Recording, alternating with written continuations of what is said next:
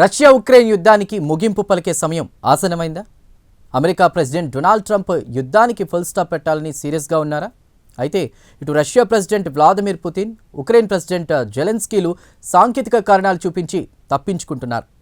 ప్రస్తుతం దావోస్లో ఉన్నటువంటి ట్రంప్ మరింత చొరవ తీసుకుని ఇటు రష్యా అటు ఉక్రెయిన్ ప్రెసిడెంట్లను ముఖాముఖి కూర్చోబెట్టి సమస్యను పరిష్కరించాలని చూస్తున్నాడు.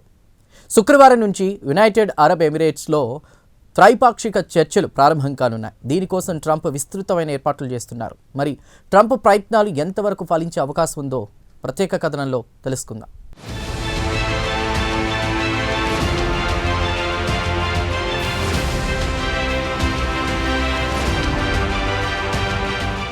రష్యా ఉక్రెయిన్ యుద్ధం గత 4 సంవత్సరాల నుంచి కొనసాగుతోంది. ఫిబ్రవరి 2022 నుంచి మొదలైన యుద్ధం మరో నెల దాటితే 4 నుంచి 5వ సంవత్సరంలోకి అడుగు పెట్టబోతోంది.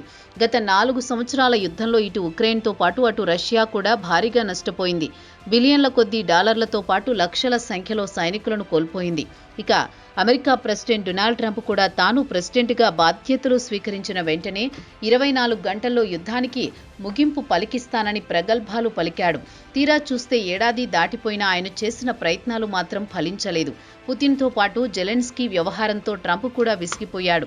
ఇక తాజాగా దావోస్లో జరుగుతున్న వరల్డ్ ఎకనామిక్ ఫోరంలో పాల్గొనడానికి వచ్చిన ట్రంప్ మరోమారు రష్యా ఉక్రెయిన్ యుద్ధానికి ముగింపు పలకడానికి తన వంతు ప్రయత్నాలు మొదలుపెట్టాడు. మొట్టమొదటిసారి ఆయన యుఏఈలో ఇటు రష్యా అటు ఉక్రెయిన్ ప్రెసిడెంట్లను కూర్చోబెట్టి చర్చలు జరపాలని నిర్ణయించారు.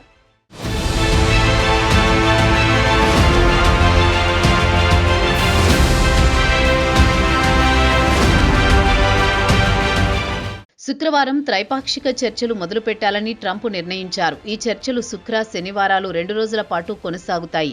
దీనిపై ఉక్రెయిన్ ప్రెసిడెంట్ జెలెన్స్కీ స్పందిస్తూ చర్చలు జరపకుండా ఎవరికి వారు ముఖం చాటేసి కూర్చోవడం కంటే చర్చలు జరపడమే మేలని కామెంట్ చేశారు.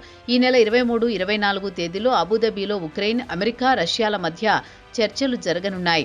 ముందుగా సాంకేతిక స్థాయిలో ఉంటాయని జెలెన్స్కీ దావోస్లో గురువారం జరిగిన ప్యానెల్ డిస్కషన్లో మాట్లాడుతూ చెప్పారు. ఇక రష్యా ఉక్రెయిన్ల మధ్య యుద్ధం మొదలైన తర్వాత మొట్టమొదటిసారి త్రైపాక్షిక చర్చలు జరగబోతున్నాయన్నారు. ఇక చర్చలకు అమెరికా నాయకత్వం వహించి యుద్ధానికి ముగింపు పలకాలని తాము ఆతృతతో ఎదురుచూస్తున్నామన్నారు. ఉక్రెయిన్ ప్రెసిడెంట్ జెలెన్స్కీ కూడా శుక్రవారం శనివారం 2 రోజుల పాటు త్రైపాక్షిక చర్చలు ఉంటాయన్నారు.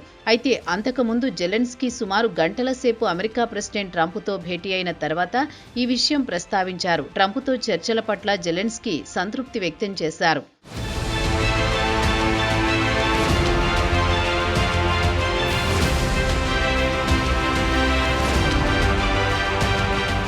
ఉక్రెయిన్ టీం గురువారం ట్రంప్తో చర్చలు జరిపింది. తర్వాత అమెరికా టీం రష్యాకు బయలుదేరుతుందన్నారు. తమ బృందం సభ్యులు అమెరికన్లతో సమావేశమయ్యారు. ఆ తర్వాత అమెరికన్లు రష్యాకు వెళతారు. రేపు లేదా ఈ రోజు రాత్రి పుతిన్ను కలుస్తారు. ఈ రోజు కలవడానికి అవకాశం ఉండదు. పుతిన్ నిద్రపోతూ ఉండొచ్చు. అయినా ఆయన మదిలో ఏముందో ఎవరికీ తెలియదని జెలెన్స్కీ మీడియాతో మాట్లాడుతూ అన్నారు. ఇక జెలెన్స్కీలో కాస్త కాన్ఫిడెన్స్ పాలు ఎక్కువగా కనిపించింది. తన అంచనా ప్రకారం రష్యన్లు కాస్త దిగివచ్చే పరిస్థితి కూడా కనిపిస్తోందన్నారు. ప్రతి ఒక్కరూ ఎంతో కొంత త్యాగం చేయాలనే ఆలోచనలో ఉన్నారు. ఉక్రెయిన్ కూడా దానికి సిద్ధంగా ఉందన్నారు. మరి రష్యా కూడా కాస్త తగ్గితే దీనికి త్వరగా పరిష్కారం లభించే అవకాశం ఉంటుందన్నారు ఉక్రెయిన్ ప్రెసిడెంట్ జెలెన్స్కీ.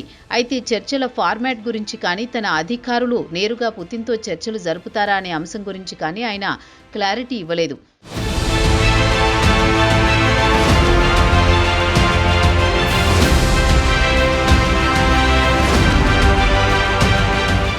ఇక జెలెన్స్కీ వాదన విషయానికొస్తే ప్రస్తుతం యూరోప్ కూడా తమ సెక్యూరిటీని అమెరికాపైనే ఆధారపడుతోంది. యూరోప్ కూడా తన కాంటినెంట్ను రక్షించుకోవడానికి సొంత సైన్యాన్ని తయారు చేసుకోవాల్సిన పరిస్థితి ఏర్పడిందన్నారు జెలెన్స్కీ. ప్రస్తుతం పుతిన్ ఉక్రెయిన్ తర్వాత తన తదుపరి లక్ష్యం యూరోప్ను చేసుకునే అవకాశం ఉందన్న టాక్ బలంగా వినిపిస్తోంది. దానికి గాను యూరోప్ మొత్తం కలిసికట్టుగా సొంతంగా సైన్యాన్ని తయారు చేసుకోవాలని, యూరోప్ను కాపాడుకోవాల్సిన పరిస్థితి ఈరోజు ఏర్పడిందన్నారు. ఇక యూరోప్ పరిస్థితి ఎలా ఉందంటే ప్రమాదం ముంచుకొస్తుందనే సమయంలో కళ్ళు తెరుచుకుని నాటో దళాలపై కూడా ఆధారపడాల్సి వస్తోంది. ఇక వాస్తవంగా చెప్పాలంటే నాటో వాస్తవంగా యాక్షన్లోకి దిగింది ఎప్పుడో కూడా ఎవరికీ తెలియదు. అందుకే యూరోప్ కూడా ప్రస్తుతం సాయం కోసం అమెరికాపై ఆధారపడాల్సి వస్తోందన్నారు జెలెన్స్కీ.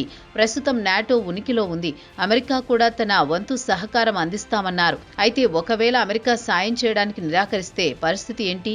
ప్రస్తుతం ప్రతి ఒక్క యూరోపియన్ నాయకుడి మదిలో ఇదే ప్రశ్న తొలుస్తోందన్నారు.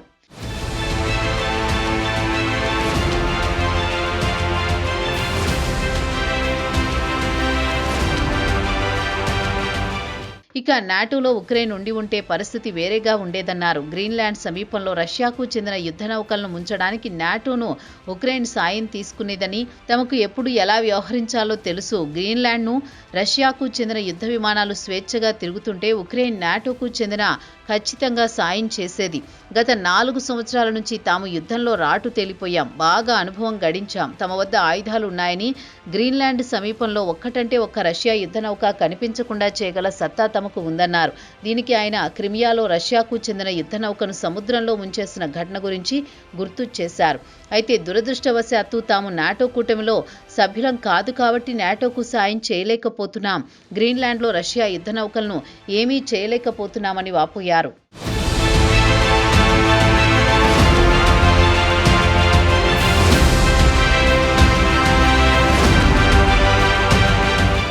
ఇక గురువారం జెలెన్స్కీ ట్రంప్తో గంటసేపు సమావేశమయ్యారు. యుద్ధం తర్వాత ఉక్రెయిన్కు సెక్యూరిటీ గ్యారంటీగా అమెరికా అప్పగించిందన్నారు జెలెన్స్కీ. అయితే అసలు విషయానికొస్తే రష్యా ఉక్రెయిన్లో ఆక్రమించిన భూభాగం నుంచి వెనక్కి తగ్గమని, ఆ భూభాగాన్ని రష్యాకిచ్చే ప్రసక్తే లేదని గట్టిగా వాదిస్తోంది. డాన్బాస్ రీజియన్లో 75% భూభాగం రష్యా ఆక్రమణలోకి వెళ్లిపోయింది. ఇక జెలెన్స్కీ మాత్రం తన భూభాగంలో అంగుళం కూడా రష్యాకివ్వనని తేల్చి చెబుతున్నారు. అందుకే సమస్యకు పరిష్కారం లభించడం లేదు. ట్రంప్ కూడా జెలెన్స్కీని రష్యా ఆక్రమించిన భూభాగాన్ని ఇచ్చి ప్రశాంతంగా ఉండు అంటూ పలుమార్లు సలహా ఇచ్చారు. అయినా జెలెన్స్కీ మాత్రం అంగీకరించడం లేదు.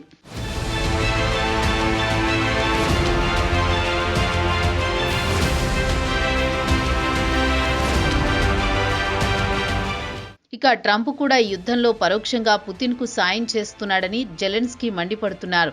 మాస్కోకు అనుకూలంగా నిర్ణయాలు తీసుకుంటున్నారని పలుమార్లు అసహనం వ్యక్తం చేశారు. ట్రంప్ అమెరికా ప్రెసిడెంట్ అయిన తర్వాత జెలెన్స్కీ ట్రంప్ను సుమారు 6 డజను సార్లు కలిసి ఉంటారు. అయితే గురువారం నాటి చర్చల పట్ల తరువాత ఇరువురు నాయకులు సంతృప్తి వ్యక్తం చేశారు. తమ దౌత్యవేత్తలు గురువారం నాడు మాస్కోలో పుతిన్తో చర్చలు జరిపారని దావోస్లో ట్రంప్ మీడియాతో మాట్లాడుతూ చెప్పారు. దాంతో త్వరలోనే యుద్ధం జొగుస్తుందన్న ఆశాభావాన్ని వ్యక్తం చేశారు. అయితే జెలెన్స్కీని ఈ వారంలో దావోస్ పర్యటన గురించి ప్రశ్నించినప్పుడు యుద్ధం ముగిసిన తర్వాత ఉక్రెయిన్ పునర్నిర్మాణానికి ఫండింగ్తో పాటు సెక్యూరిటీ గ్యారంటీ ఇస్తామని ట్రంప్ సంతకం చేస్తేనే దావోస్ వెళ్తారని చెప్పారు. ట్రంప్ జెలెన్స్కీలు డ్రామాను గమనిస్తున్నారు. ఇక పుతిన్ డిమాండ్ విషయానికొస్తే ఉక్రెయిన్లో తను ఆక్రమించిన భూభాగాన్ని తనకు ఇస్తేనే తాను యుద్ధాన్ని విరమిస్తానని డిమాండ్ చేస్తున్నారు. మరోపక్క జెలెన్స్కీ మాత్రం తమ భూభాగాన్ని రష్యాకిచ్చే ప్రసక్తే లేదని భీష్మించు కూర్చున్నారు. మరి శుక్ర శనివారాల్లో మొదటిసారి త్రైపాక్షిక సమావేశం జరుగుతున్న క్రమంలో చర్చలు ఫలిస్తాయో లేదో అనేది తేలాలి.